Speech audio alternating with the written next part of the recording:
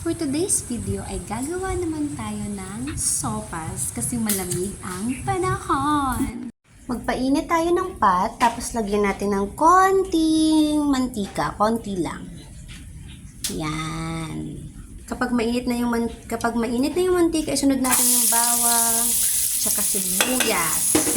Tapos isote lang natin ng konti. Yan, until it's golden brown. Tapos, isunod natin ang carrots. Halu-haluin. Katapos, ay isunod ang ating chicken. Chicken. Halu-haluin. Halu-haluin. Pagkatapos, ilagay ang pinaglagaan ng chicken. Ito yung chicken broth na pinaglagaan natin ng chicken breast kanina. Yan. Tapos, tatakpan natin to at antayin natin kumulo. Kada kumukulo na, maglagay ng chicken Knorr cubes. Chum! Nag-swimming na ng Knorr cubes. Tapos, ilagay na ang 200 grams na macaroni. Ang gamit ko is Ideal kasi wala akong mabili yung ibang brand. Pagkatapos ay ibuhos sa isang latang Alaska Evap.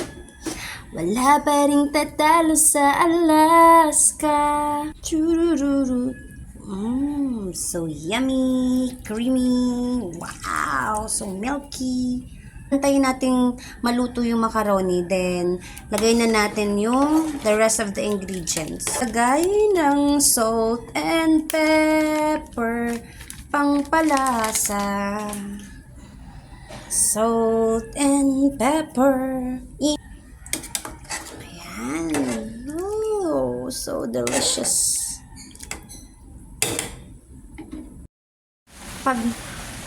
Kapag luto na yung noodles, lagay naman natin yung mga sliced hot dogs.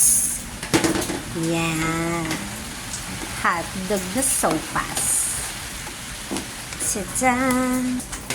Isunod natin ang cabbage. Woo! Cabbage in! Hindi na makita yung yung noodles. Puro ka na. So, marami pa yung sangkap kaysa sa noodles. Ang sarap. Can't wait to eat.